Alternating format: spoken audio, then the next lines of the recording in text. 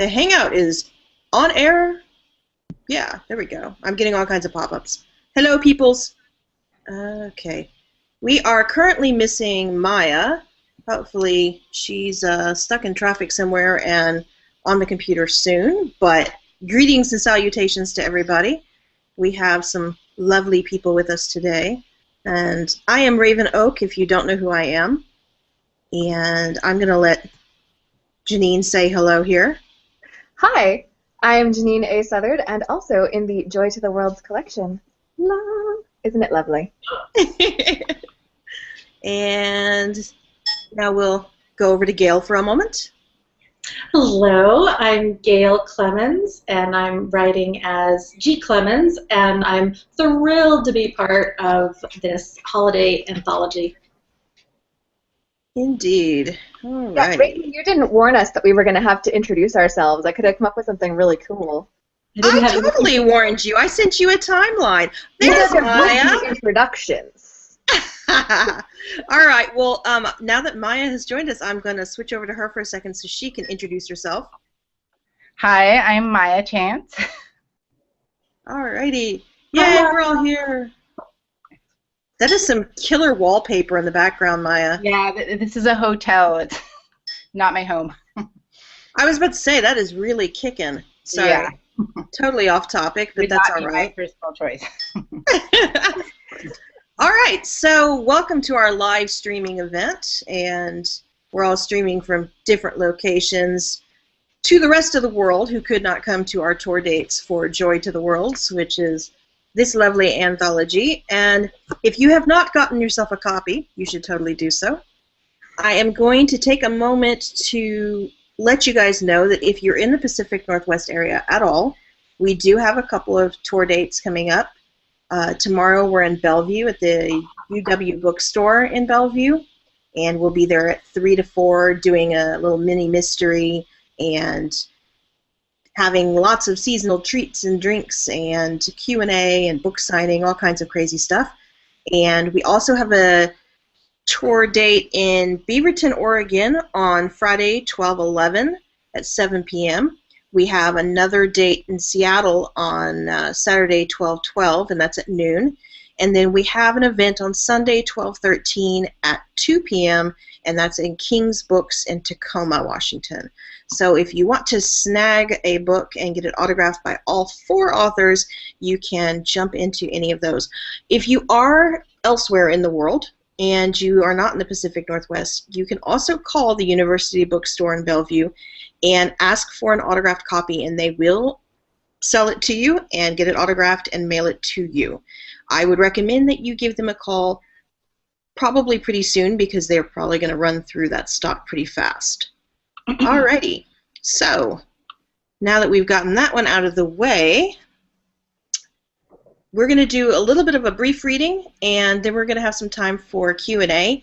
If you're on Google Hangouts and you actually have the Hangouts app on your computer, you can ask questions, and we will be able to answer them. If you don't have Google Hangouts and you're streaming on YouTube or something else, you're welcome to go on Twitter and use the hashtag #JoyToTheWorlds and ask your question that way, and we will do our best to answer those. There is a bit of a contest. We do have a copy of Joy to the Worlds that, if I can get the book to actually open.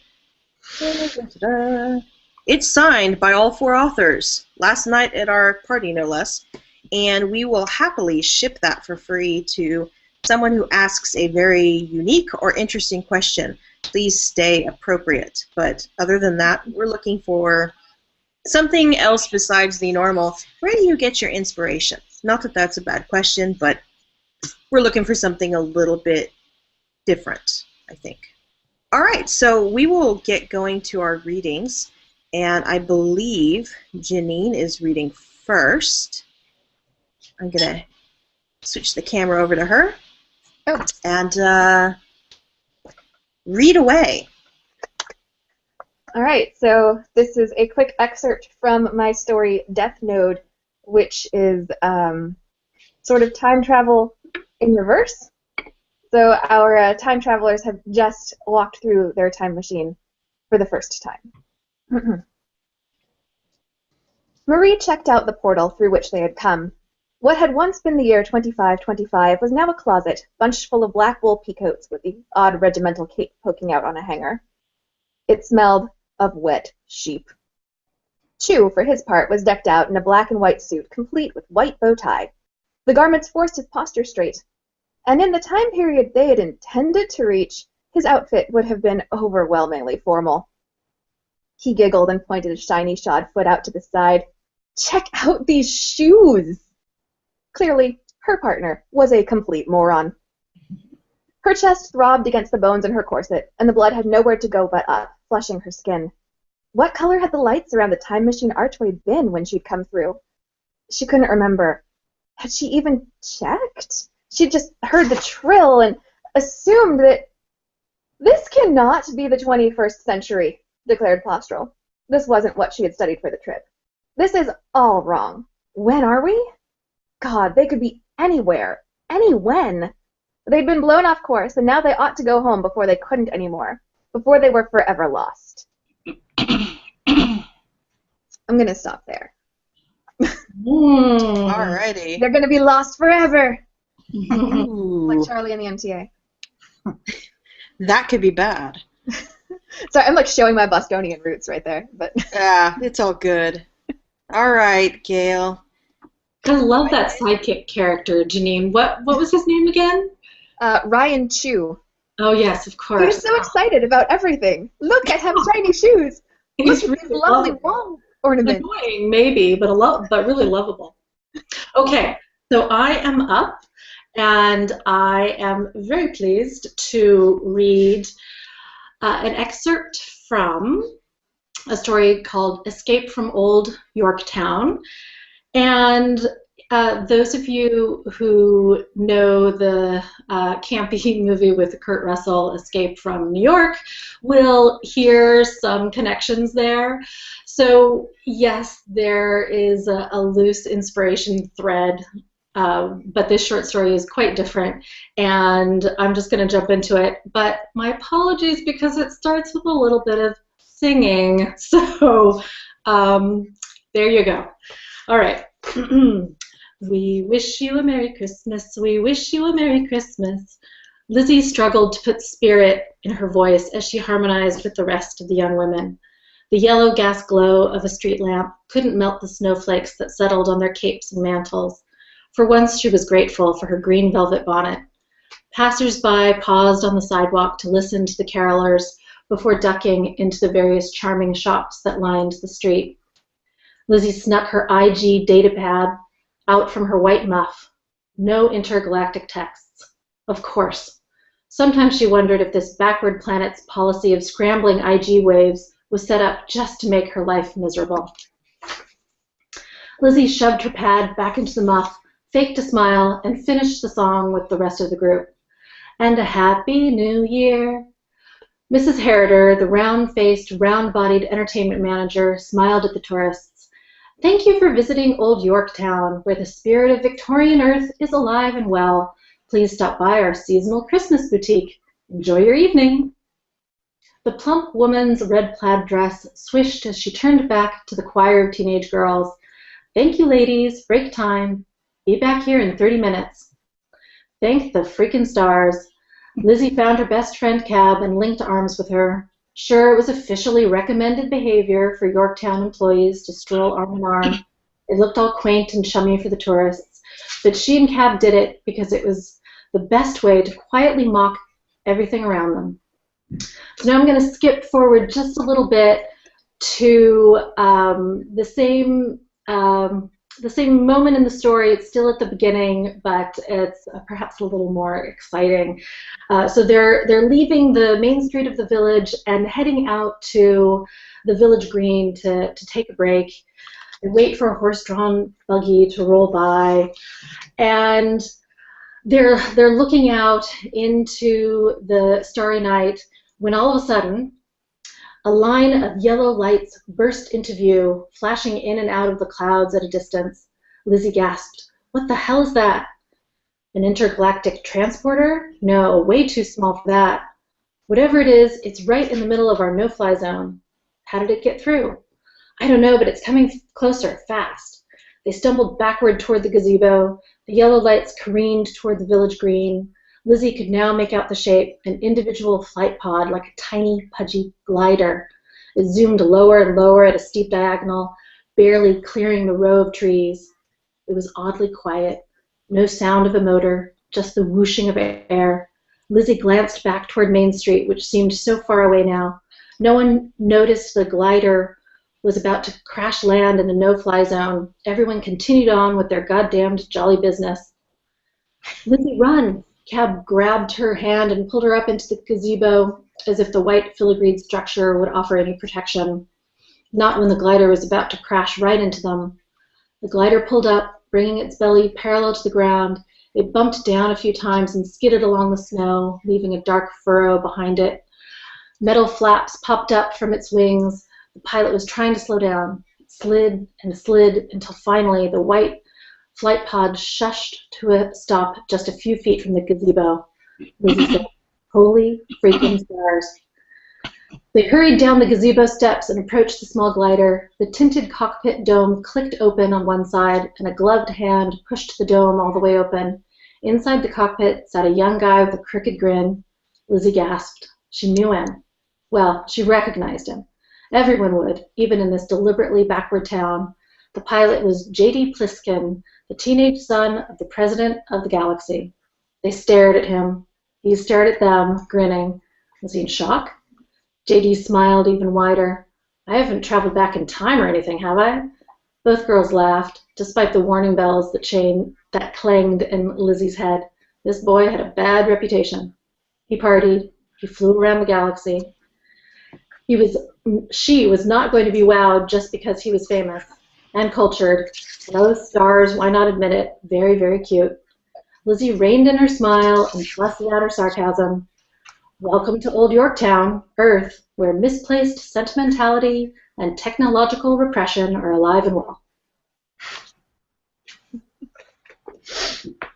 Yeah, they get into all kinds of hijinks in that town, don't they? It's kind of a romp through that living history museum of Old Yorktown. It made me think a lot of days at Ren fairs when you were cast versus the tourists. Right, and yeah. Authentic, and the main character Lizzie is very much railing against the constraints of being in this backward town, and little does she know that there's all kinds of things going on in the town that she is going to learn about very soon. All right. Oh, wait, that's not right. There we go. Ah, yay! Sorry. It's weird because you guys are little boxes on the bottom of the screens, and the arrows to switch between them are similar to the arrows on the other side of the boxes, so it's a little weird. All right, well, so I guess... There's an adorable cat in the background. Yeah. Sorry, I'm distracted by your cat. Oh, yeah, I have a in the cat who's background there. bathing in the background. Yeah, that's Mally. That's authors and cats all over. Yeah, well, I'm in temp housing, so it's kind of tiny, and there's only so much, I guess, space. And if I sit into the back room, the internet doesn't work well. Yeah. So, yeah, you might see lots of cats at random times. I'm okay with that. It kind of is a requirement to be okay with cats if you're an author, I think. I think that's good. Yeah. You sell a book, you get a cat.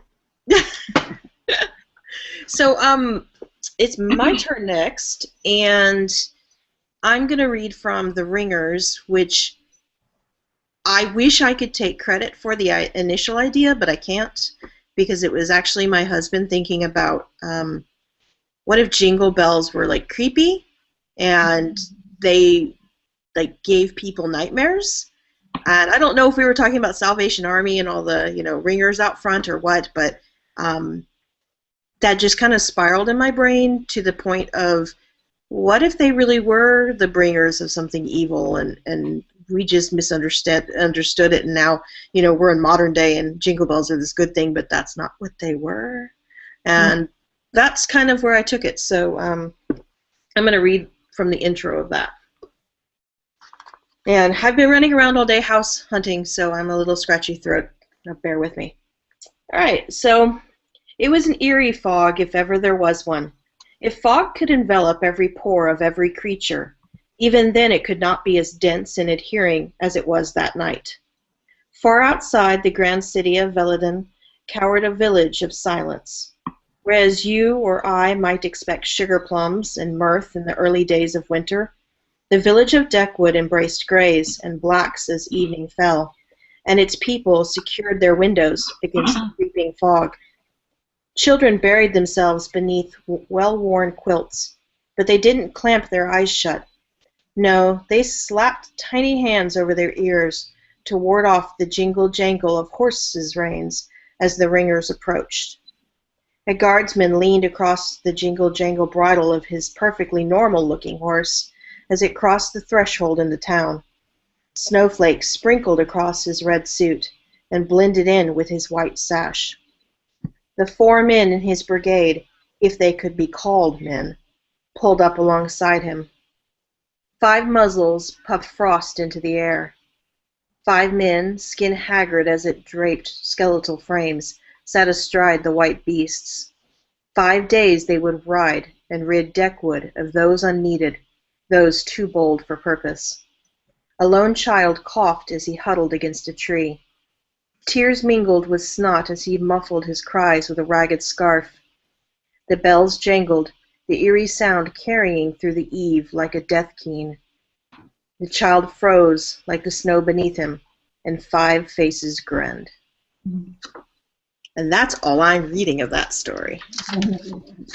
Because that's just the perfect spot to end, I think. All right.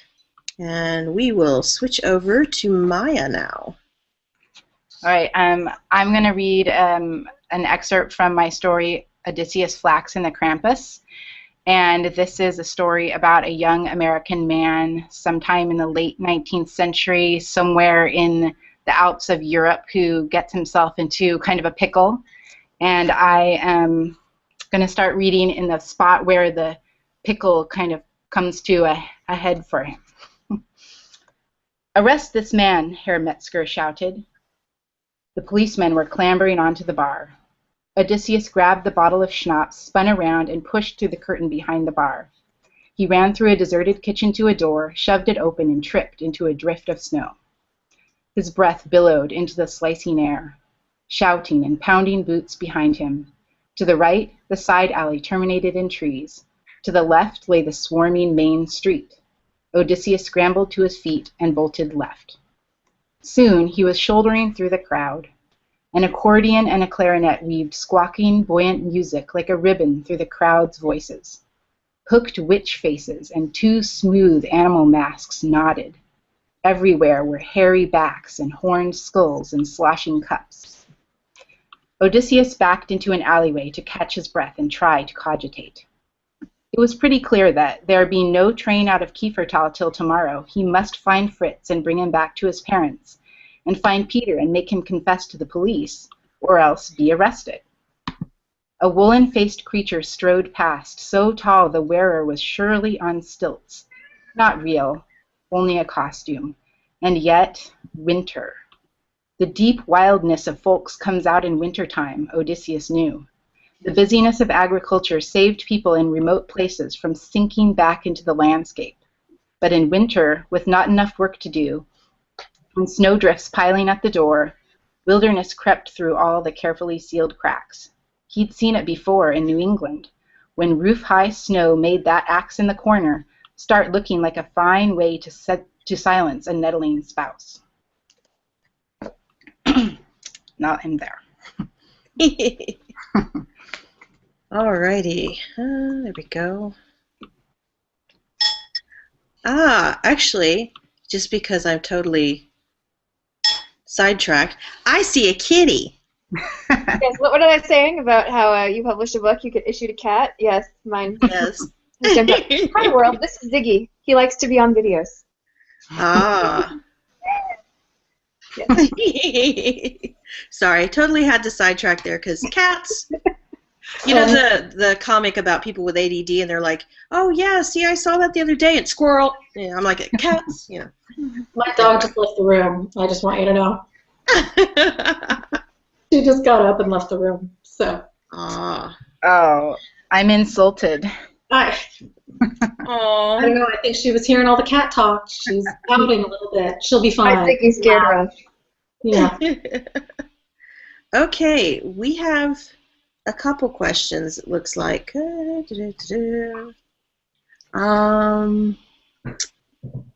Okay, I can read.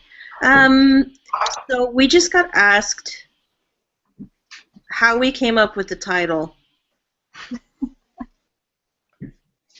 which I don't know. I can answer, or somebody else can answer, but you know. I think To the world. Gail should answer. There you go. I'm back.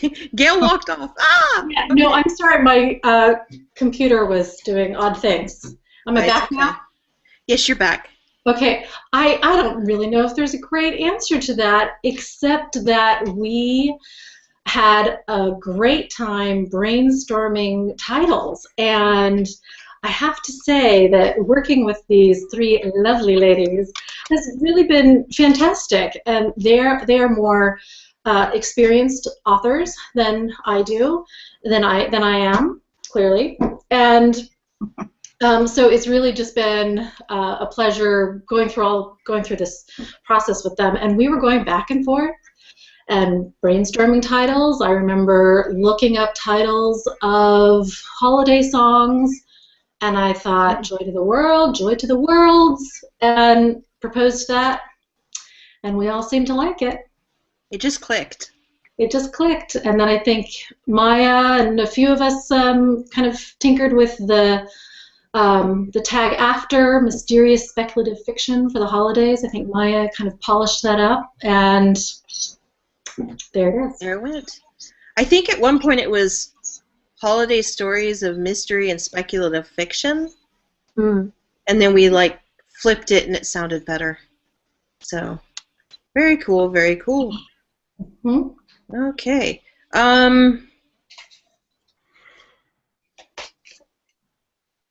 So we have a question on, was it hard writing cross-genre?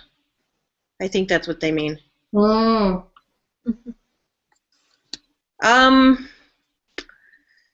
was not hard writing science fiction and fantasy for me, because that's what I write. But I know it was tricky putting in mystery elements the correct way, because I know Maya can probably talk more about that, but the expectations of a mystery reader are different, and they expect certain things at certain places in the story, and that was not something I'd really done before. I don't know, anybody else want to jump in on that? Ah, Janine wants to jump in on that. Okay. Yeah, actually, it was really hard for me.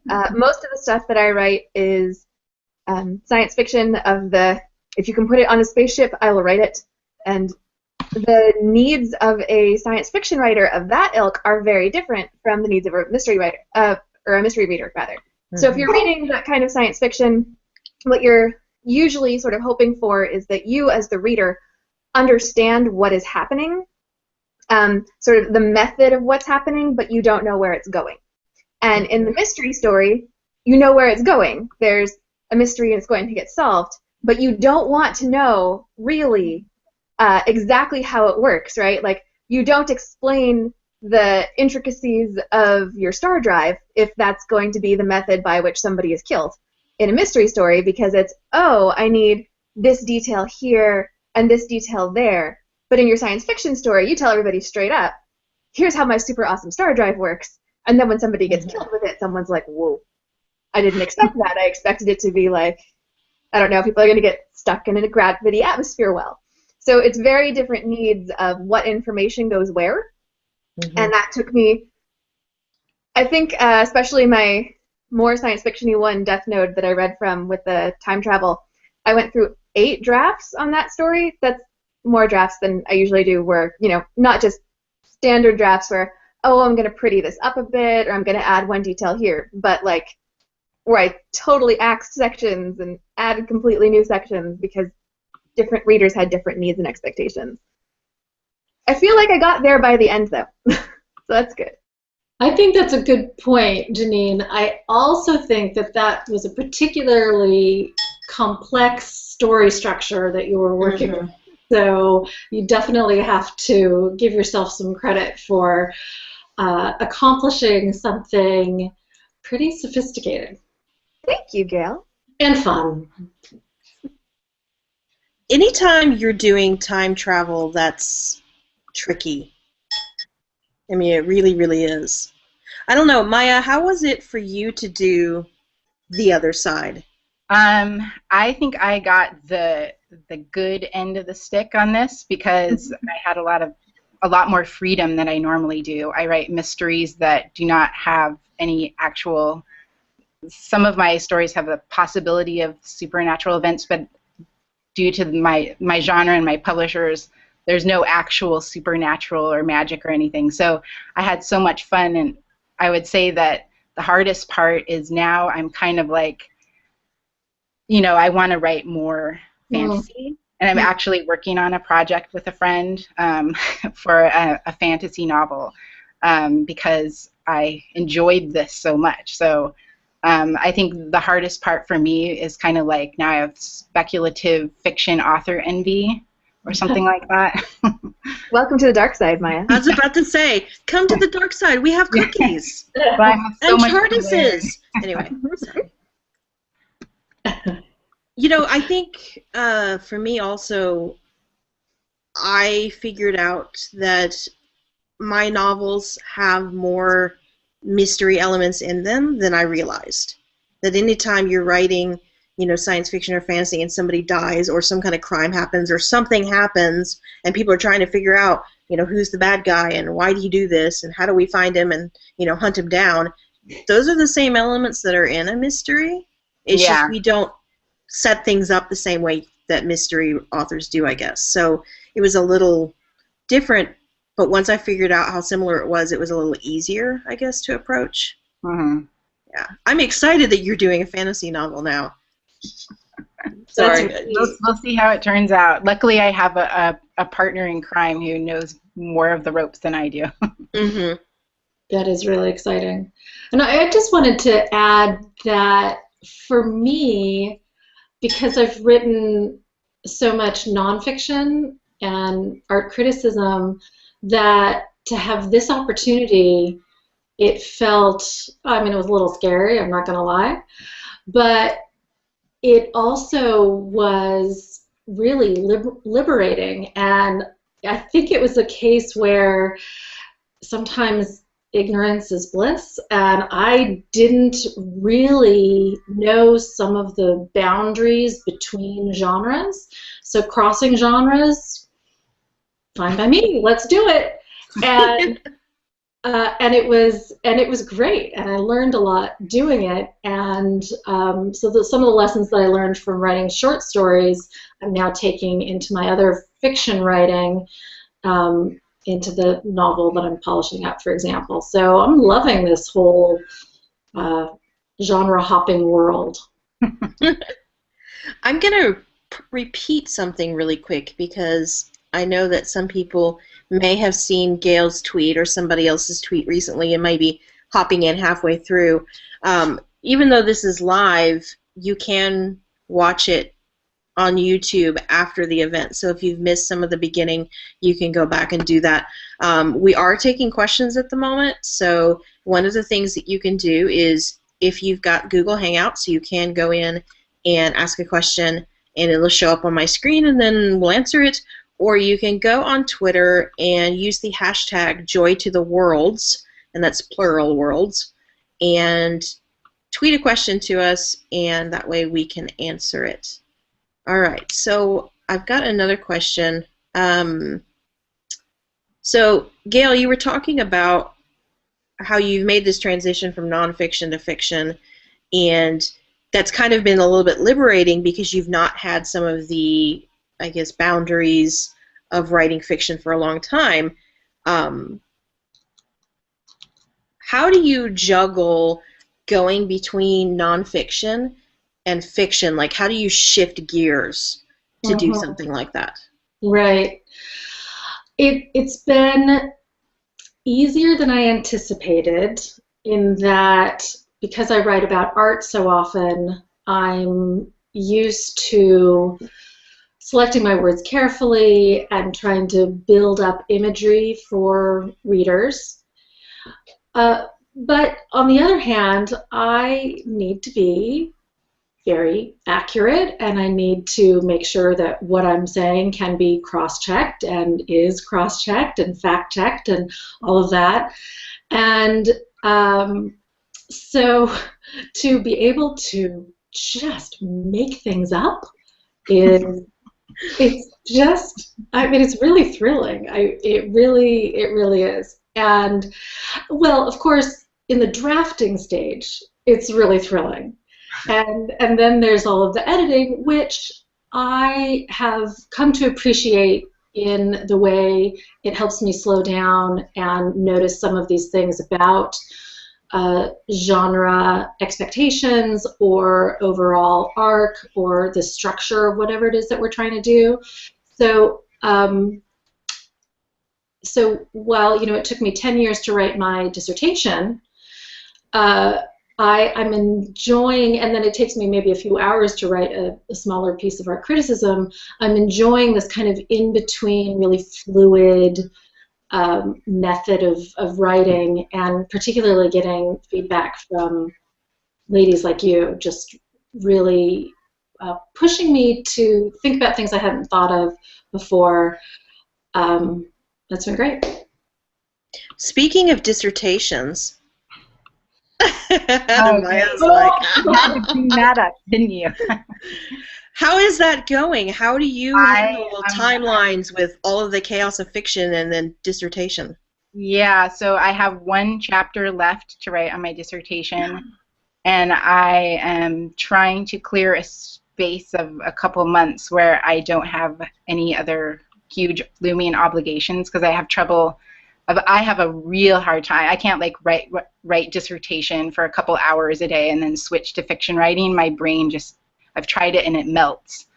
Mm-hmm. That said, my research for my dissertation has really fed my fiction, and I'm going to be sad when I'm done with the dissertation, in the sense that I won't be forced to read all this weird stuff that really has nourished my fiction. But yeah, so one chapter to go, and hopefully sometime this spring.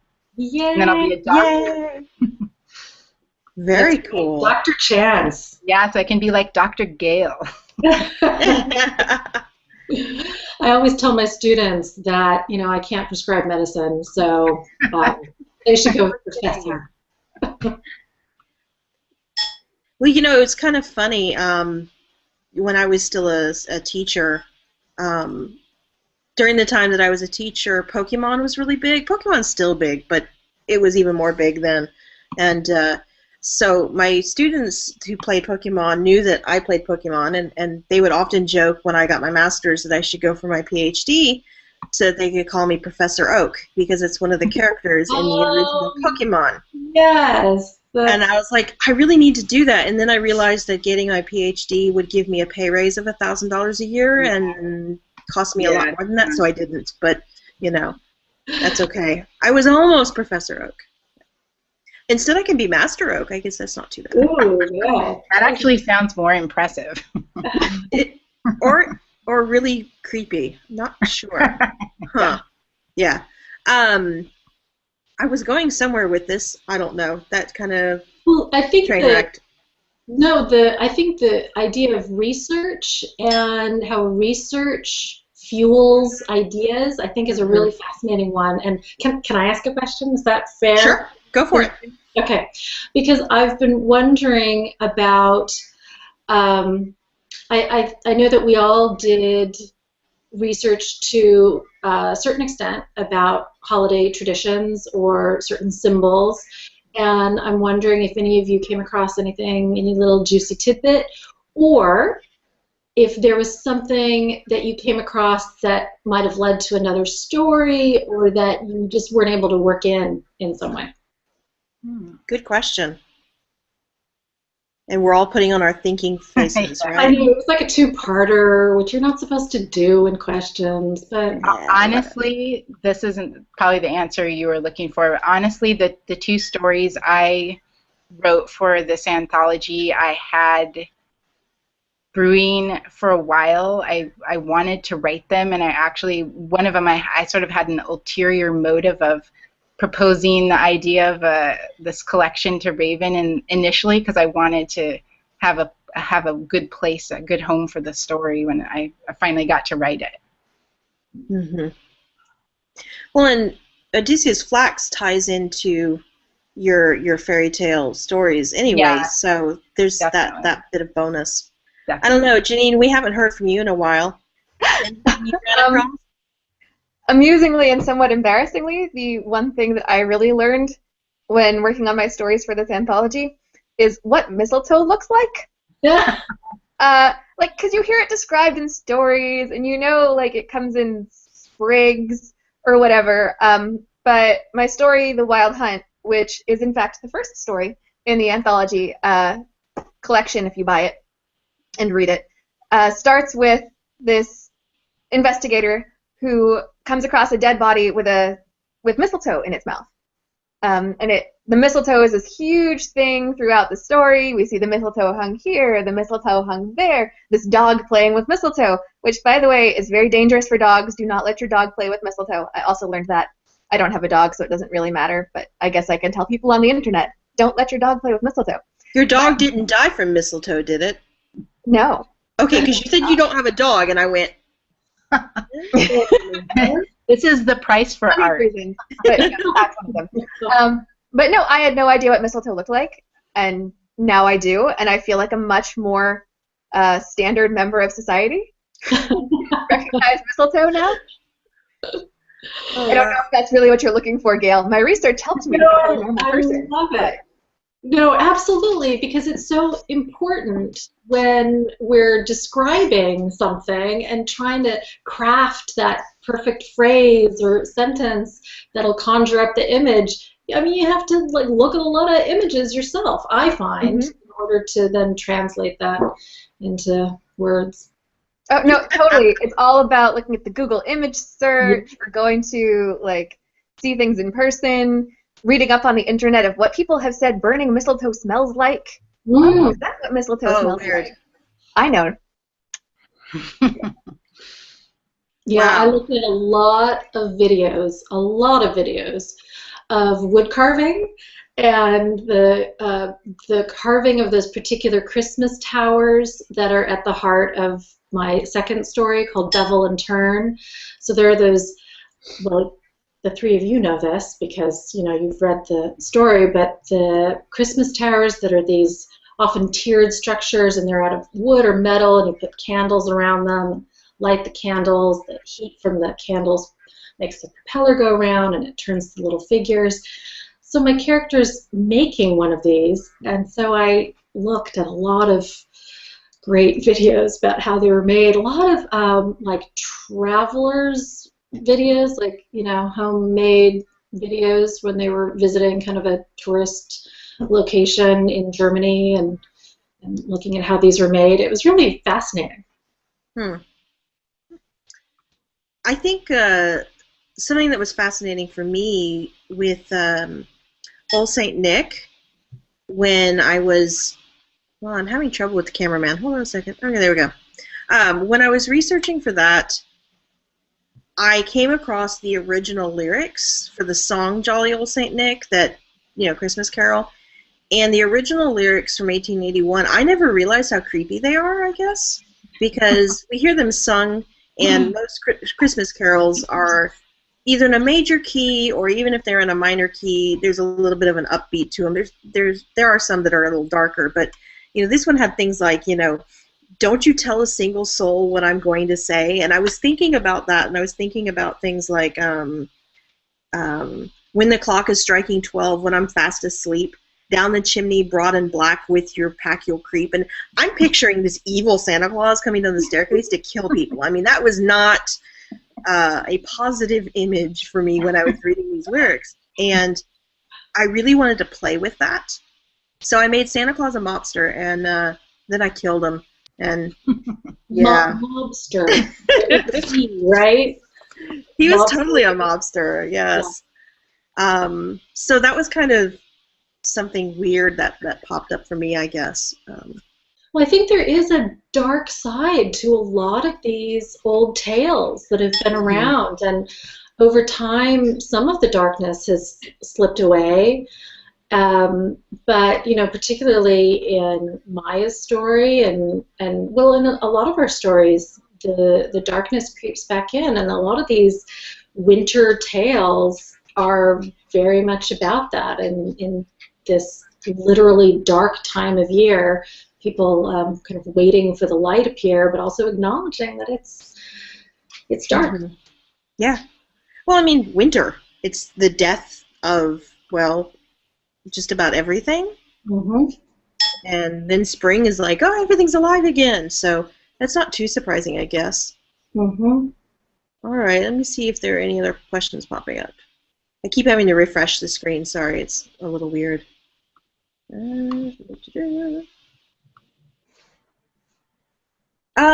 So we've been kind of bouncing around about art and talking about research, and so readers kind of know that we're, well, scholastic nerds. But what kind of hobbies do you guys have outside of that? What do you do besides write? Ooh, I can show off my splint. Oh, There yeah. you go. Because I have the best story about things that your hobby can do to you that then make it really hard to write, which is now I'm in this lovely splint.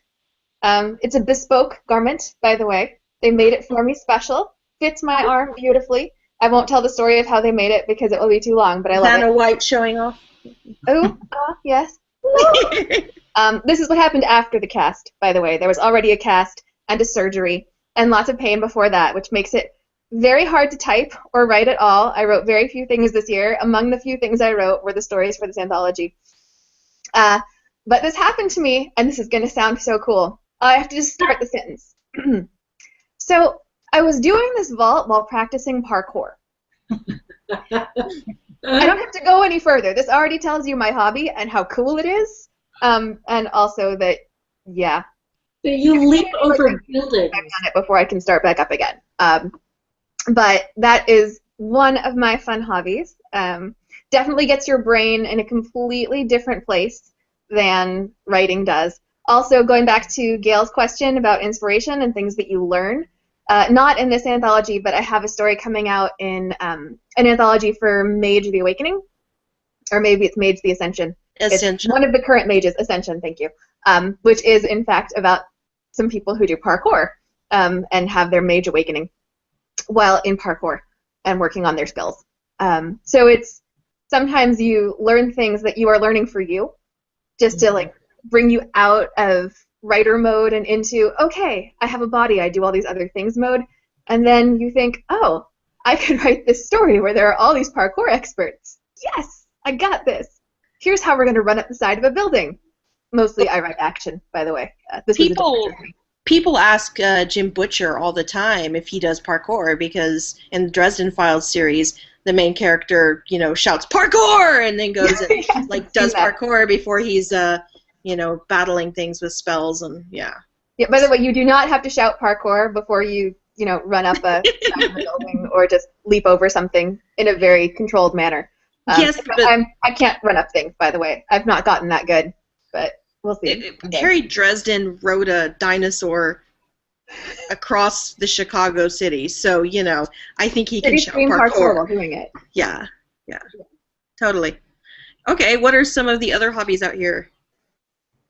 Well, I'm probably the world's most boring person because I really don't have any hobbies right now. I have a 3-year-old and a 5-year-old, and that's my hobby. Like I joke that I'm there. My husband and I pretend we're like the housekeeper and the butler and the remains of the day. Like we're just like so selflessly devoted to our charges, and they just like throw their clothes on the floor and like refuse what we cook, and we keep trying so earnestly. And yeah, they keep me super busy. So when I'm not writing, honestly, I'm just being a mom. I shouldn't say just being a mom though, because it's pretty taxing. That's plenty. But I would also say cooking. Yeah. Oh yes, cooking. Right? You cook up, Laundry. bake, cook and bake, right? And Yeah. yeah, delicious stuff. And I feel like a lot of the things that I'm interested in as hobbies are pretty closely related to what I write about. So I don't know how fascinating that would be to hear, but I love photography and just got on Instagram recently and was really frustrated at first because I wanted to do all of these edits, and you have to do it through your phone, and it actually has been a good thing for me because it's made me be a little less perfectionistic, and I've appreciated that, and yeah, just kind of artsy, craftsy stuff. My hobby. I don't know how well that shows up. Well, yeah, It's not showing up at all because you're not presenting. Oh, wow, yeah, I'm totally not. Hold on. You can see I've done this before. I'm used to it just being me. There we go. Yeah. Cartography. Show it again. Show it again. Yeah. This is a really cool book. If you've not seen it and you like cartography, this goes through, even if you're a beginner or even if you're advanced, it goes through things like how to best go in and do your mountains and rivers, and making sure that your rivers flow the correct direction, and all those little bits you don't think about when you're drawing maps. As I've already had somebody point out, because I did the map for A Maskin's Blood, and I drew it by hand first and then took it into Photoshop and used Photoshop to do all the rest and the colorization. But there have been a couple people go, that river flows the wrong direction.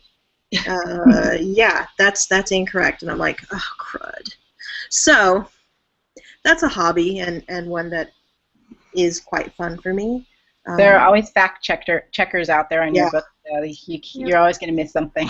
You are, and you just kind of have to run with it. And I guess my other hobby is gaming, which is probably not a surprise to anybody who's been to my website. So that is definitely a thing. It was actually kind of funny because I'm very excited about the book tour. Don't get me wrong, but there's also the part of me going, oh my God, Fallout 4. It's over there. It really is. It's waiting for me on the TV. Oh gosh. Yeah. Just a bit. All right. We actually have not had any other questions pop up, but do any of you guys have any questions for each other? I know Gail asked one, but I will throw this out there for Janine or Maya. No? Oh. Yeah. No? Okay. I can totally come up with more, though.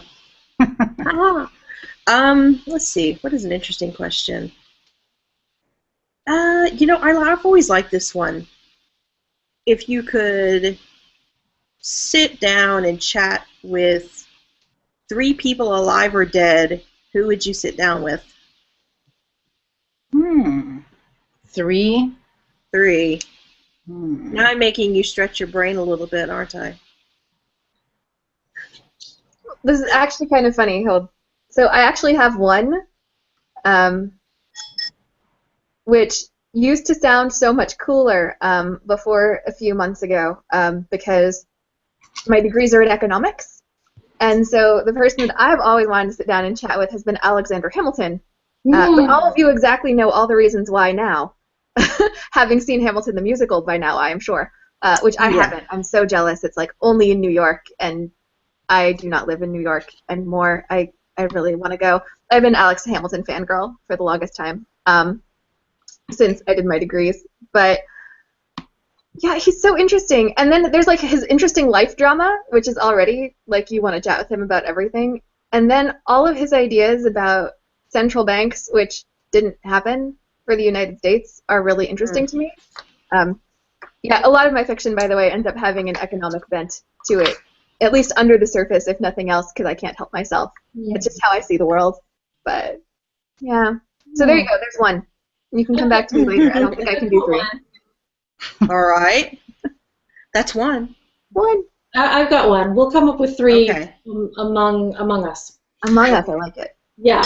So I have wanted to ask Mary Cassatt some questions for a while now. So, you know, the American artist who is considered part of the French Impressionist circle, because, you know, her father at one point said to her, "Oh, you want to be an artist? I would rather that you were dead." And ultimately they reconciled and had a good relationship. She had a strong relationship with her family, but I would love to ask her what it was like to have that kind of prejudice against women who wanted to be professional, creative people in the world. And then also little things like Degas. She was really good friends with Edgar Degas, and, you know, was he really a jerk? You know, like that.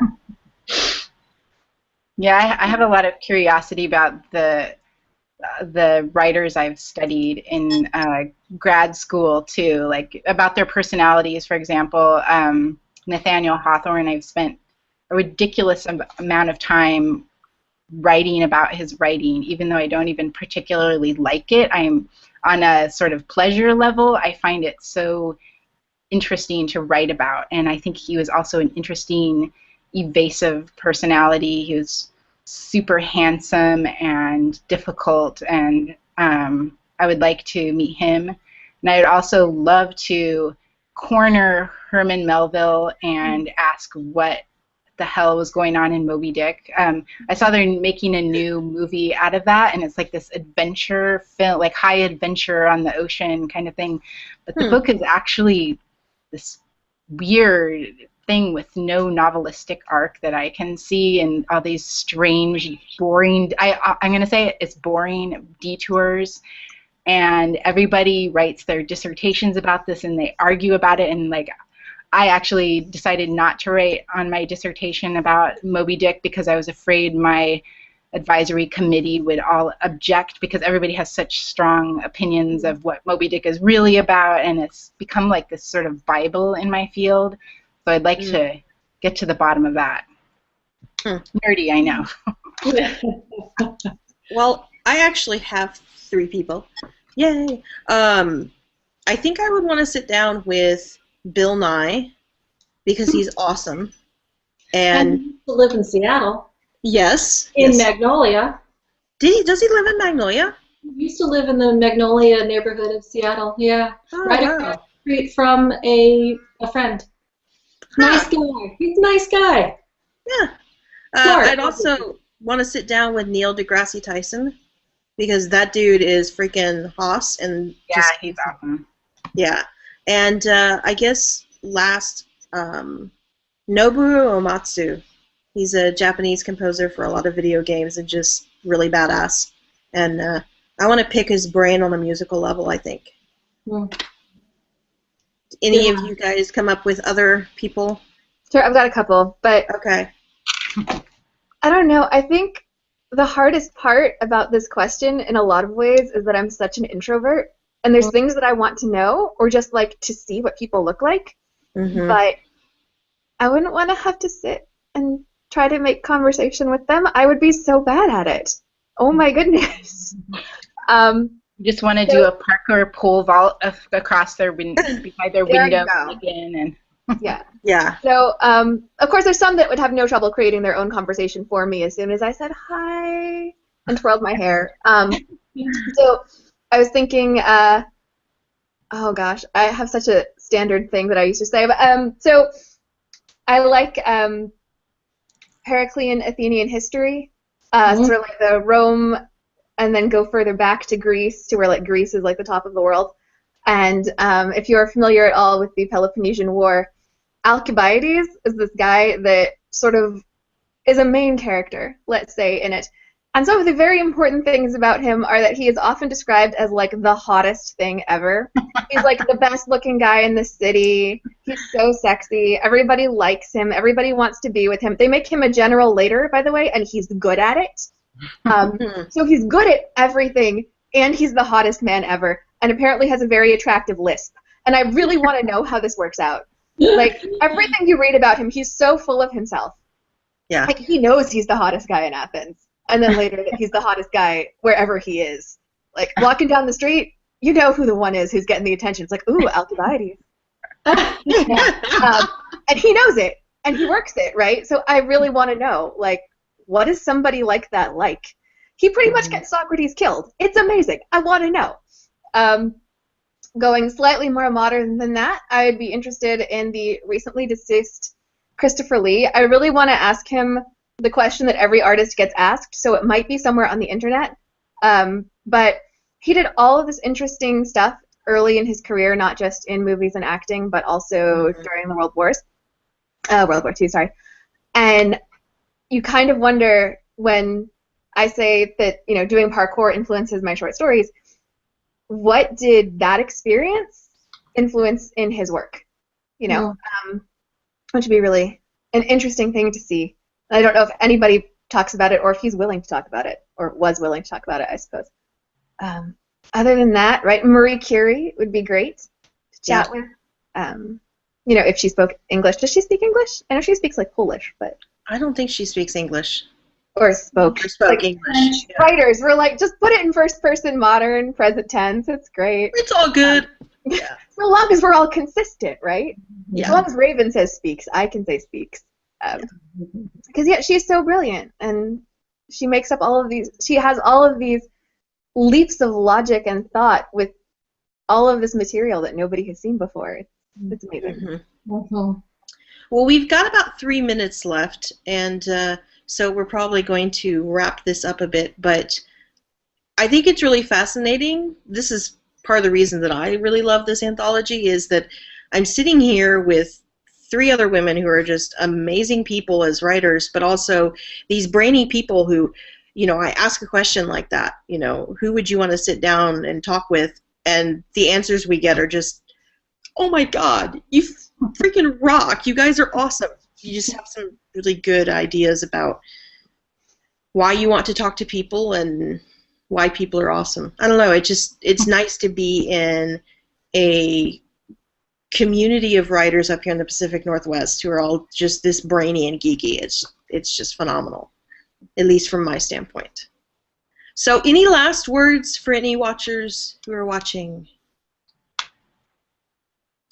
I think I would just support what you just said, Raven. I think that this is, oh, here we go. This is not only a collection of short stories, which I found fascinating to read, actually, and I got to read them, you know, throughout the process.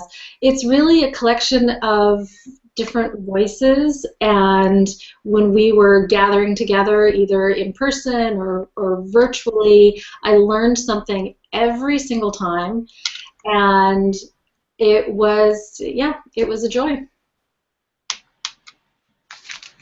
Yeah, and I just want to agree with that. It was such a pleasure, and what amazes me is, here, oh, it's backwards.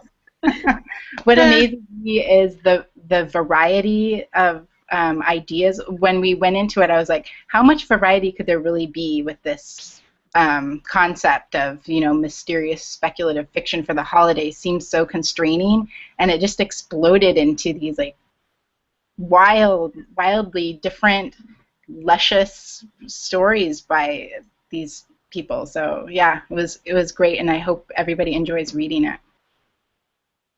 Very cool. Last words, Janine? Oh no, I was just nodding along with everybody else's last words. That's okay. No, I agree. I think this was a really interesting thought experiment to sort of put these constraints on purpose and see what completely different people from, I guess we're not completely different, but largely different people with different writing experiences will come up with for this collection. And it was really cool to see what everybody else did. Mm-hmm. Some of you have stories that I wish I'd written instead. So good job. I'm going to steal them later. I understand that one because I really, really, really love Mr. and Mrs. Mistletoe. So yeah, I'm like total envy on that one. I totally wanted to written that, but yeah, just it's really neat to be amongst great readers. And if you have not picked up a copy yet of Joy to the Worlds, it is available at Amazon, Barnes & Noble's, Powell's, iTunes, Kobo, IndieBound, you name it, it's there. If it's a bookstore in your country, you can have it ordered if it's not physically there. So go out and get a copy, please. Support your local artists. And if you don't want to buy ours, at least go buy somebody's this Christmas and support local people. Yay! All right. Well, we are over time, so I'm going to end this broadcast. Are we doing a giveaway? Oh, yeah. Totally forgot about that. We had like one person answering or asking all the questions, and I've got their Google Hangout thingy on here. So I guess they're the winner. I guess they're the winner. What I will do Congratulations, anonymous yeah, person. I will message them via Google Hangouts and get their address, and then they will have this wonderful signed copy and can enjoy reading it over the holidays. So, yeah, did I forget anything else? I don't think so. No? Yes? Mm-hmm. All right.